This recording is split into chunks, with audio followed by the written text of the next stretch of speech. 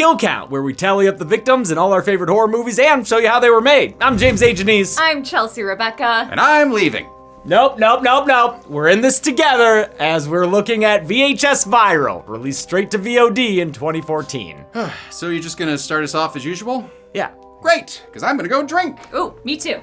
Even though I kind of like my segment. Well, that's just great for you. Viral is the third VHS movie, and it trades in the grungy home movies for vlogs and viral videos. It tries to be about internet culture, I guess, but boy, does it fucking suck at it. It's neither a fun, misguided early attempt like Cry Wolf or Stay Alive, nor a more accurate recent depiction like Spree or Deadstream. It feels like it was written by people who don't know anything about being online, and filmed by people who don't care about found footage. The first two VHSs kept their segments grounded in the premise. Yeah, there were crazy monsters running around, but they all still felt like actual tapes you might find somewhere. Conversely, VHS Viral really stretches its definition of found footage. There's just way too much coverage and editing. Even some of the filmmakers knew it wouldn't fit in. How do you guys feel? Do you think this is going to play well into the franchise? This is easily the worst film in the franchise. Like, seriously, it's not even close. What's sad is that the three main segments all have some degree of promise, but are flawed in different ways. The wraparound story, meanwhile, is the messiest and most confusing segment of any VHS film. It alone sinks Viral to the bottom, and none of the other shorts are buoyant enough to bring it back up. This movie's so bad, the franchise went into hibernation for 7 years after its release. Thank God it came back strong in the 2020s, because Viral would have been a sad note to leave the series on. How many viewers will be sacrificed to the almighty algorithm? Let's find out and get to the kills. The movie begins with a butt blowing in the breeze. Wow, a butt this time. That's different than the usual boobs. Oh, never mind. The movie's wraparound, Vicious Circles, follows Kevin, an amateur vlogger in Los Angeles. He spends all the livelong day filming his girlfriend in her underwear. Iris sometimes digs it. I love it when you record me. And other times does not. God damn it, Kev. No one to turn the thing off. This dude is obsessed with his camera and hopes to go viral one day. He sees a chance when a car chase on the news goes past his house. Haven't you ever wanted to be a part of something bigger than you? He thinks if he can capture this out-of-control ice cream truck, it'll be his ticket to internet fame. He rushes outside to film the chaos, but while he argues with the cop, Iris gets a notification on her phone that seems to put her in a trance. She wanders out into the street, but before Kevin can grab her, the ice cream truck comes back and flattens the police officer. Iris goes missing, and as Kevin gets a FaceTime from her, the movie launches into the first segment. All right, I'm already pissed off covering this piece of shit. Hey hon, can you come in before I go all Jason Takes Manhattan on this episode? You got it. I don't know if I like this or if I'm just falling in love with my captor. The first segment, Dante the Great, takes the form of a documentary about its titular subject. It's the first red flag of this movie, abandoning the found footage format. Like, a documentary thing could work, but not in a VHS movie. When you start adding sound design and intentional editing, it starts to feel less found footage and more footage I found playing at 1 a.m. on A&E in 2005. The magician known as Dante the Great was arrested today. While he's a big shot magician now, Dante, whose real name is John McMullins, began with humble origins. In case you didn't believe the film's insistence this man was trash, here he is doing card tricks for the boys on top of actual garbage. Why don't you make some beer up here? Be useful. His mom even looks like she curled her hair with beer cans for this interview. Not her normal beer cans, mind you. The ones for when company comes over. Dante's fortunes change thanks to a magical cloak once owned by Harry Houdini, who used it to summon hot chicks. Nice. But Houdini grew afraid of the cloak and ditched it, and it eventually wound up in Dante's hands. I'm not sure who printed instructions for the evil cloak on 8.5 by 11 printer paper, but that was nice of them. Nobody's really sure where he got the cloak. And we'll get no help from the guy with the magicianest name ever. Oh hey, that's actor John Curran, who played a pilot in Quarantine 2, and more importantly, the doctor in Too Many Cooks. Kill me! The cloak is no parlor trick. It enables real magic that can bend reality to Dante's whim. He's literally the guy from that one hypothetical scenario in Chuck Klosterman's book, Sex, Drugs, and Cocoa Puffs. Let us assume you met a rudimentary magician. Let us assume he can do 5 simple tricks. He can pull a rabbit out of his hat, he can make a coin disappear, he can turn the ace of spades into the Joker card, and 2 others in a similar vein. However, it turns out he's doing these 5 tricks with real magic. Would this person be more impressive than Albert Einstein? America says hell yes, and Dante becomes an overnight sensation. Instant fame and black magic have a predictably negative effect on him, causing him to come down with a nasty case of CG demon face. Hey, what's up? Andrew Kramer here. This premise is cool, a guy finding a cape that's actually magic, but I'd much rather see it in the classic found footage style. Still, Justin Welborn's great in this role that was written just for him. He's a friend of filmmaker Greg Bishop's, who cast him in his first 2 features as well. We've seen Welborn before in Final Destination as Carter. Carter, dick! No, not that Carter, the racist one in The Final Destination, the 4th movie, the bad one. Dante has a problem when the cloak starts running low on magic juice. He had to feed it, and it was only hungry for one thing. Boobs? If it's boobs, then you're in the right franchise. But no, it's actually hungry for blood, so Dante sacrifices his lovely assistant. Instead of a towel, he hands this shower show girl a cloak of death. Women keep signing up to be the assistant for the magician whose assistants keep going missing, including this woman who's killed via demonic Dutch oven. This very unlikely footage was provided to the police by Dante's latest assistant, Becky Lynch. Oh, that's not Becky. Her name's Scarlett? You sure? She found the tapes in his escape room-ass secret circuit board drawer. Dante recorded everything. He always needed an audience. Oh, Dante, you and Evil Cape would have been the kings of Twitch streaming. Scarlett dreams of becoming a magician herself and hopes to benefit from Dante's tutelage. A beautiful magician's assistant who wants to be a magician but works for a chauvinist who assumes magic is the key to landing babes. Damn, I love Leprechaun 3. While no one else ever learned the secret of his cloak, Dante takes a liking to Scarlett and teaches her how to harness some of its power. I'm not sure what she thinks she's doing here, but good for her. The two wind up developing a close relationship, and just like Seymour Krelborn, Dante realizes the object of his affection has an abusive boyfriend that can be fed to his plant. Cloak. He kills the abuser by breaking his neck, and the cloak helps him finish the disappearing act. This segment, that I do enjoy despite my jobs, was written and directed by Greg Bishop. He'd go on to direct Siren, the feature adaptation of Amateur Night from the first VHS. For Dante the Great, he was inspired by a 2007 article about a police raid on David Copperfield's warehouse. Working with a low budget, he got creative with production. When a carpet store near him caught fire, he filmed the firefighters putting it out and wrote a fire into his script. And for everything in Vegas, they just did drive-by shots and replaced the signs in post-production. For the floating crowd shot, he had to make it work with only enough extras to fill 1 row. Many comps and some green screen wire work later, he had the final effect, which includes his cameo. Dante probably should have made all those snuff tapes disappear because now he's got a SWAT team knocking at his door. They get to the theater and Dante the Great gets fucking swatted while he's filming a segment for World's Greatest Magic or something. By the way, what touring Broadway production got kicked out of the Pantages so Dante could have a residency? He's taken into custody in front of a crowd of fans. Gentlemen, this is democracy manifest. Thanks to his cape, however, the cop in the car finds himself in cuffs, and it's revealed Dante was actually filming the whole time. Hi, may I help you? Hey, here's $100. I owe it to your son. What the fuck? Okay, Dante, I can see why all the baddies on the Vegas Strip would go missing for you. The police assure Scarlett that there's no such thing as magic, just as she gets yanked by the ass into the chair realm.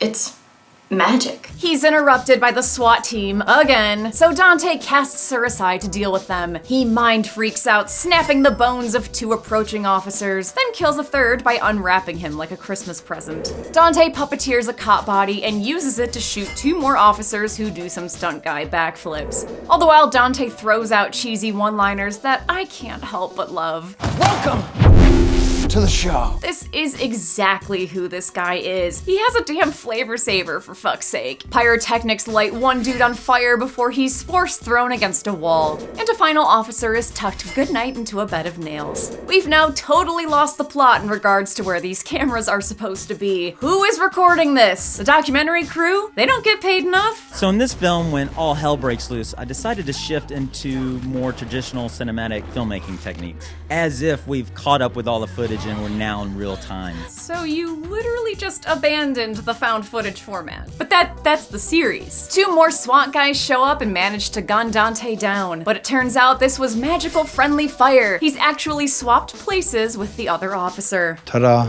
Too bad that quick change left the cloak up for grabs, so Scarlet harnesses its Bugs Bunny powers and steals Dante's gun. The two grapple for the cloak, kicking off an all-out magic fight! They're flinging fireballs, they're walking on walls, they're throwing flocks of doves at each other. You know, magic stuff. And still, it's all being recorded. Bishop filmed these fight scenes at a martial arts school owned by their producer. It gave them access to a bunch of stunt performers and a gym that became a theater backstage thanks to production designer Molly Coffey. I commend Bishop for going practical with the squibs and pyro. You're on fire? Yeah, he is. Even Dante's fireball was practical. They dipped a tennis ball in camping fuel, lit it on fire, and slid it down a wire they erased in post. And it looks great. After a while, Dante gains the upper sleight of hand. He gets ready to feed Scarlet to his magic cape, but she's been practicing her own tricks. She conjures up some ropes that pull Dante back, and he's finally finished off, devoured by his own cape. And now the cape can enjoy all that saved flavor. Dante's eventually declared missing. I guess they just choose to ignore the copious footage of him being killed by magic, from multiple angles even. Somehow also someone filmed Scarlet burning the magic cloak. Here, fire, eat this picture too. Fire! Fire! God, that must smell so evil. Later though, the cloak returns to check Scarlet out in those shorts. Alright, cloak, you can look but you can't touch. What did I just say? Thanks. Now I'm gonna have to put her on the count. Good job, Cloak. Way to end the segment. Alright, I did my part. James, you're back in. What? You're not gonna talk a little bit about the interlude? No, I'm not touching that.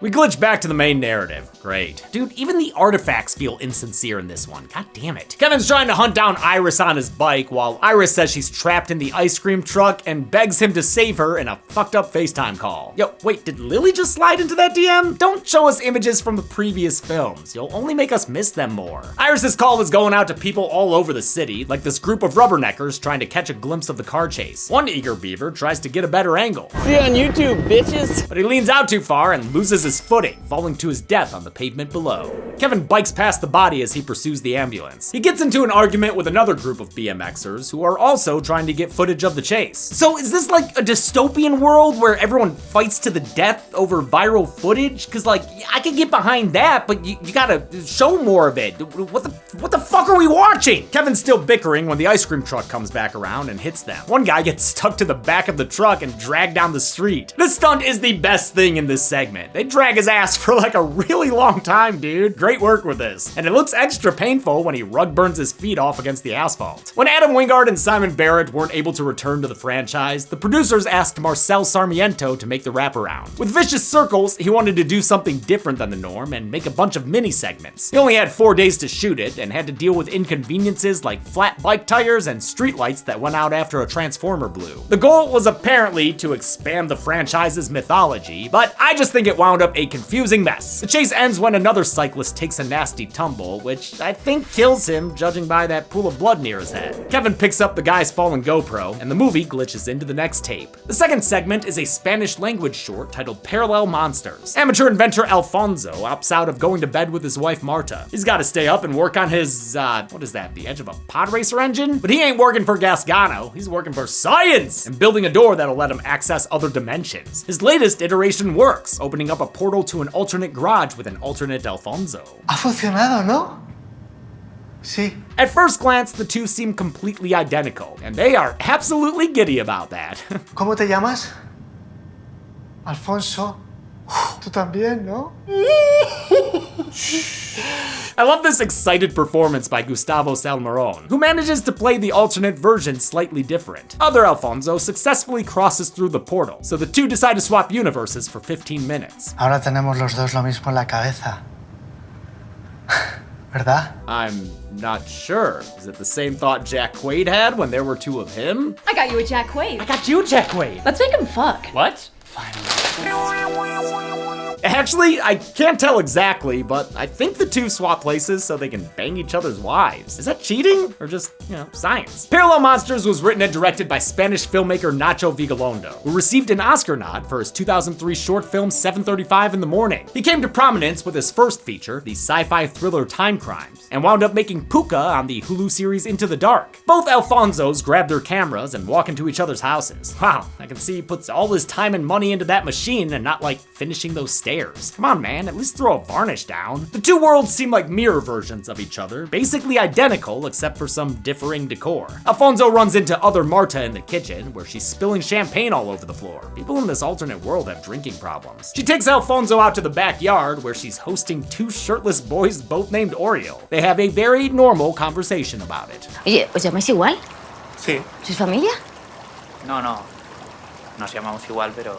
No, claro que eso no tiene nada que ver, no es el nombre que... So what? Are the Alfonso's lives the same except one pair swings? Well, it might be more than that. Not really sure what's going on in this living room or what the hell's on the TV. And when he looks up, Alfonso sees the constellations right across the sky. But he's got no cigar and no lady on his arm, just his wife hanging out with two guys. I love how this short is creepy in a sci-fi mindfuck way. Kind of like Annihilation, or I guess Time Crimes. You're never quite sure what the deal is, as other Marta tells Alfonso it's his turn to use this, I wanna say, bag of organs? But just like us, dear viewer, he's got no clue what the fuck's going on, and his hesitation spoils the mood. Aw, poor other Marta. She went from having 2 Oreos to no Oreos. Alfonso Prime should probably consider getting back to his real wife now. I mean, dude, have you considered what the demon cum version of you's doing with her? Cause he's taking pictures of her sleeping, with the flash on? And the shutter sound too? Learn to stealth, man. OG Alfonso is stuck talking through his alternate self's crumbling marriage. Porque hace ya mucho tiempo que mi autoestima no es importante en esta casa.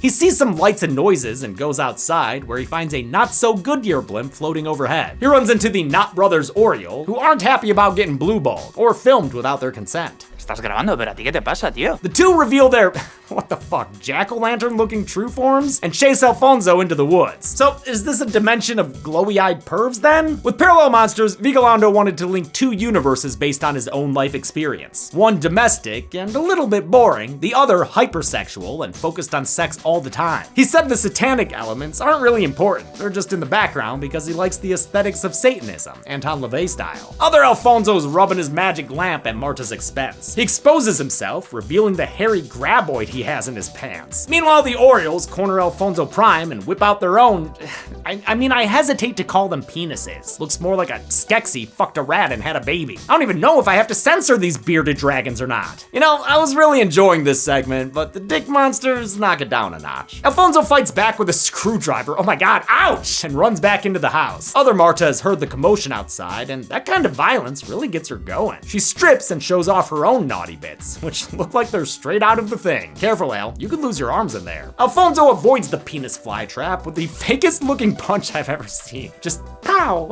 He runs back through the portal and stumbles into his counterpart, now covered in blood. Alfonso too stabs the OG and escapes through the portal, only to get attacked by his wife. Other Marta's not happy about Alfonso's weak-ass punch, and she takes it out on her husband, chomping into him with her man-eater just as the portal closes. Unfortunately for Alfonso Prime, he ain't getting off easy either. His Marta comes downstairs covered in blood, and while we never find out exactly what happened to her, it's bad enough that she stabs her husband to death as the tape runs out. Fuck, we're back to the framing narrative where dumbass Kevin's still biking around looking for his dumbass girlfriend. The car chase passes by a backyard barbecue full of GTA characters, and oh boy, if you were hungry for stereotypes, you're about to get fed. This thing is like the Barbie movie, but for homies figures. This party's being held in honor of Alberto, who's just been released from prison. When police choppers fly overhead, this paranoid posse thinks someone's ratted them out. A fight breaks out in the form of random camera flashes, and when we come back, we see Alberto's good boy has taken a barbecue fork to the head. It causes the criminal to lose his cool, and when the camera cuts back, Alberto slaughtered the rest of the partygoers with the cutlery.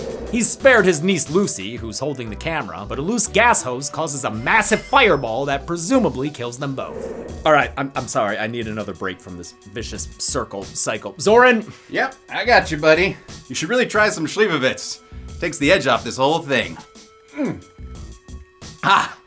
Shivali. Our third and final segment is shoplifted straight from the shelves at the Try and Save. Bone Storm! Skateboarders Jason and Danny are getting up to some jackassery, which includes pulling off 6 stunts. Good lord, was that real? Oh, and also wiping out Peter Griffin style.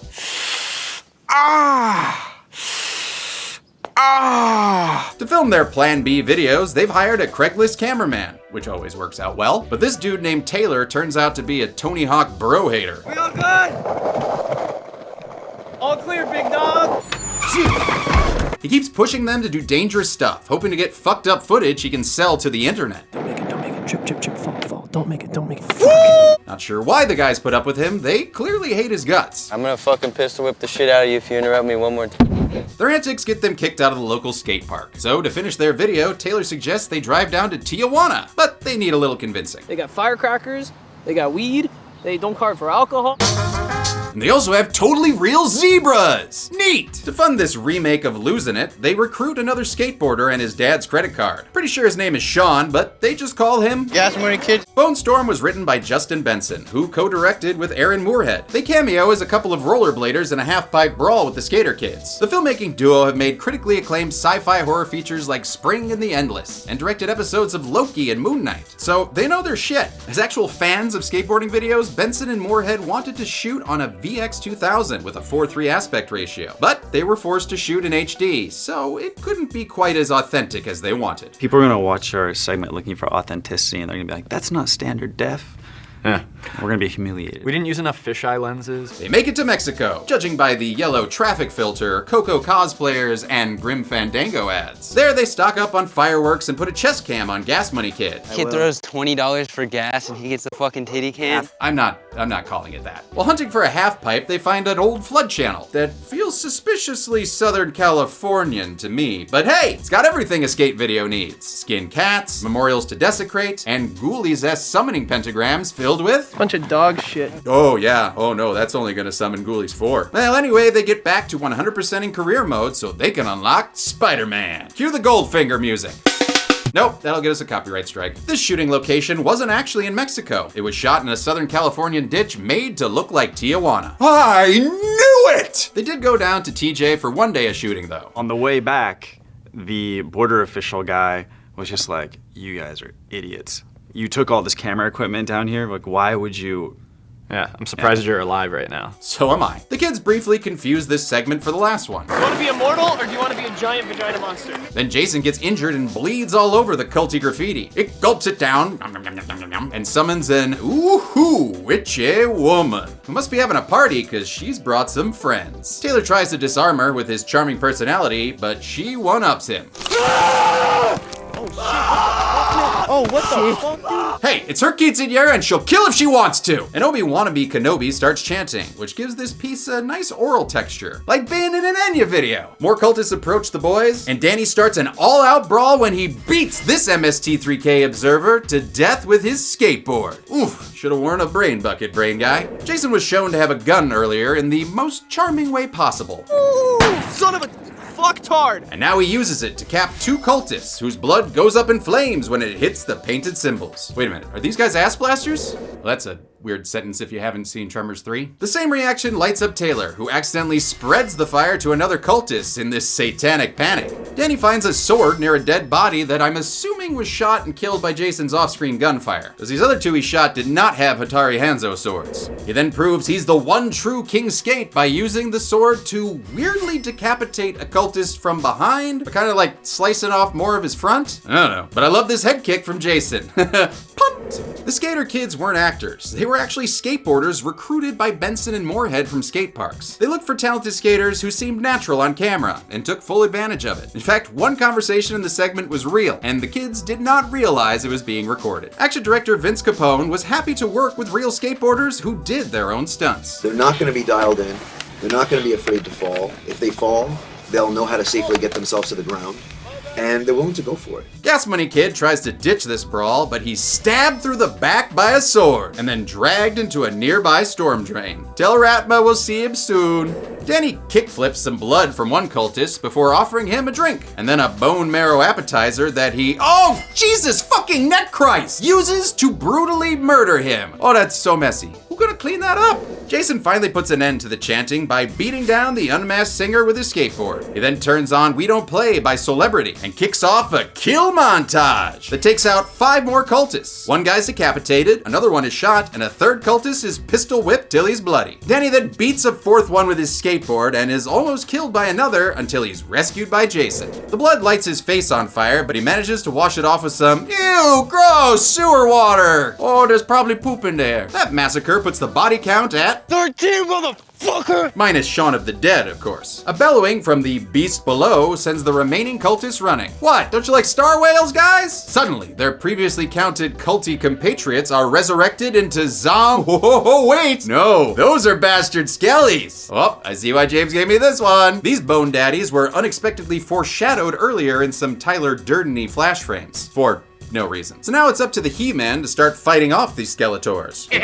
And just a reminder that skeletons don't go on the count, sentient or not. You can thank Army of Darkness for that. As for these skeletons, they were made by effects artist Vincent Guastini, whose work here was inspired by the Spanish film Tombs of the Blind Dead. They cleverly used a combination of miniatures shot against green screens and prosthetics that were filmed on set. I gotta give him props for that. Respect. Oh, this short might be growing on me. Danny nearly bites the dust, but Jason uses his Acme dynamite to blow up the bony burlap besieger, disproving a line from earlier. Yeah, right. If it was life or death, you would have left me chilling. Aw, great to see a good friendship. The Skater Boys say see you later, boys, and make a run for the border like they're in a Taco Bell ad, right past Murray the Skull. Back at the Flood Channel, Taylor somehow still hasn't gotten his kill graphic, but lucky for us, a guar-booted beastie is about to change that. The entity the cultists were trying to summon emerges, and we get a brief glimpse of it as it swallows Taylor and the camera whole. Gross and awesome. Back in LA, chaos has broken out across the city due to that video of Iris. Oh, Iris? Virus? I get it! It's been giving this 90s Living Dead Barbara a bloody nose. Kevin tries to hitch a ride with a passing taxi, which he actually saw earlier, along with that group of BMX bikers. $2! The taxi cab ignores him since it's currently being used to film an amateur porno. Nope! I'm sorry, I'm out. I'm not doing a taxi cab confession. No, but please. No, I have a kid. Ultimate excuse. Yeah, this segment drips in sleaze like the original film, only it's got way worse acting from everyone involved. Right there, oh yeah, that's beautiful. Yeah, that's it, take it slow. Slimebag director Lewis lets his model Lulu know he's on that Beatles schedule. I do this 8 days a week, baby. But Lulu's more of a Brian Wilson gal, so she pulls a gun on the guy. Turns out Lewis previously filmed her and posted her nudes online, so she's here to get revenge by making him strip instead. My tits made you money, so now I'm here for my cut. Ugh. This is the worst scene of the worst segment of the worst VHS movie. It has appropriately enough porn quality acting, and not even the actors enjoyed doing it. For me, it was really awkward and uncomfortable. Oh, funny, it's the same for us. Actress Noelle Ann Mabry there has quite the horror credits. She was in 3 separate Evil Bong sequels, credited in each one as a crack whore. And she played one of Morella's victims in the worst horror movie I've ever seen, Veronica. Check out our commentary track cut down of that piece of shit on Dead Meat Presents. Do you know spider's gonna come out of her boobs? Oh, no! Your tits, they're looking at me. Lewis and his driver accomplice take back the upper hand, and the bastard tries to strangle Lulu to death. Suddenly, an airborne cop car crashes into the taxi, killing all 3 of the occupants and thankfully ending this interlude. A blue screen takes us back to the LA River, the place where this movie began. It was a mere 80 minutes ago, but it feels like a fucking eternity. Originally, a 4th segment was meant to be included, called Gorgeous Vortex, written and directed by Todd Lincoln. It didn't make the cut, since inexplicably, it's not found footage at all. Like, the other segments take liberties with the format, but this one doesn't even pretend to be anything but a standard spooky short. Adding in the occasional VHS static doesn't change anything. It still looks like a perfume ad where a chick walks around in heels and gets a DEXA scan by weirdos in cult masks. Honestly, I didn't think there could be worse segments than the ones we got, but man, I couldn't even finish watching this one. Kevin eventually finds the ice cream truck blasting Ode to Joy. You know, that song from the Stars commercials.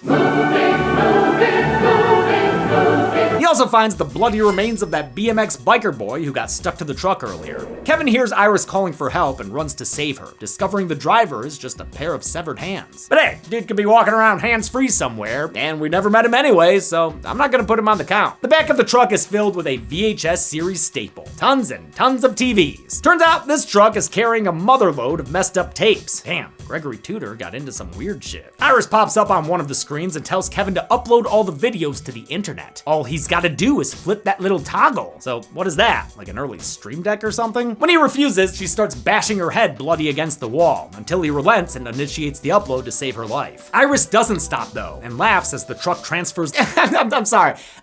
What the fuck is going on in this segment? Kevin stumbles out and discovers the real Iris, who's been dead this whole time. Ooh, what a twist, or whatever. He retrieves the phone stuffed in her mouth and watches the screen, which gives him a nosebleed of his own. Ode to Joy reaches its conclusion, and the movie finally fucking ends as the whole city goes haywire. How many victims were eviscerated by this viral outbreak of violent vlogs? Let's find out and get to the numbers. Hey. No more of these murder tapes, okay? I'm not giving you this. What? How'd you do that? Editing.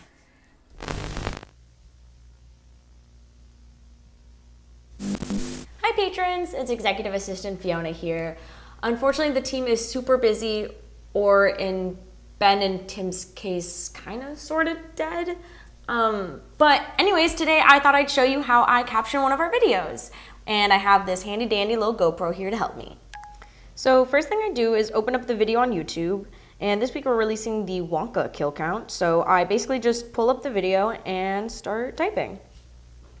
Welcome to the Kill Count, where we tally up the victims in all our favorite horror movies and show you how they were made. Ow. What the hell? Weird. Anyways. I'm James A. Janice, and today we're looking at Willy Wonka and the Chocolate Factory. Now, I know that a lot of people don't consider this a horror movie.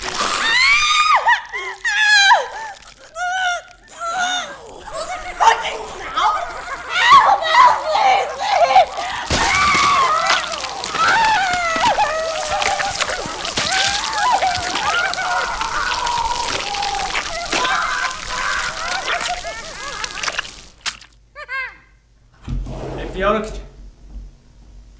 What was this? Fiona, can you schedule the cleaners?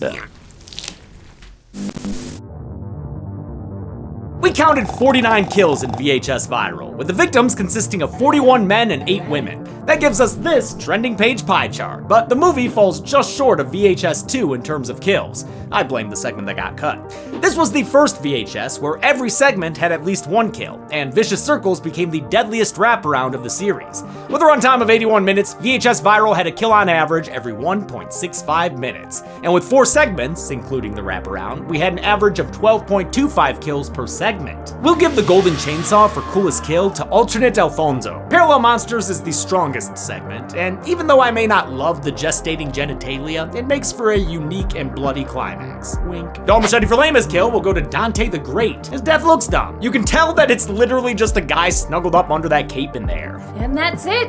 VHS Viral came out in 2014 to pretty negative reviews, obviously. Well, thankfully the franchise got a fresh start with VHS 94. We'll look at that in 2 weeks to kick off October. But until next time, I'm James A. Janice. I'm Chelsea Rebecca. And I'm a man who was twice dropped by The Collective, the agency that produced these films. That sucks. And this has been The Kill Count. On the next Kill Count. I Spy with My Little Eye, a movie that begins with the letter T. These hills are full of iron. Yeah, close, but not quite. It's The Hills Have Eyes, a road trip movie for the whole family. What?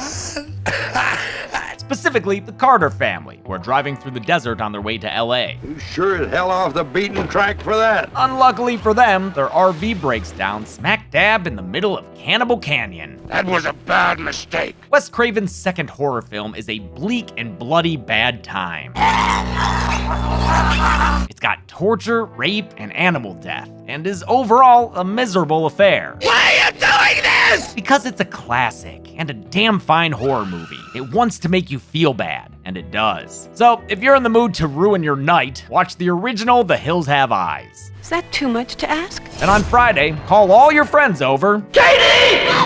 Movie! And watch The Kill Count, only on Dead Meat. The Hills Have Eyes can currently be watched on the pictured streaming platforms. Dead Meat always recommends you watch the movie for yourself before its kill count. It's the only way to have your own properly informed opinion. Kill counts are never meant to replace the experience of watching a film.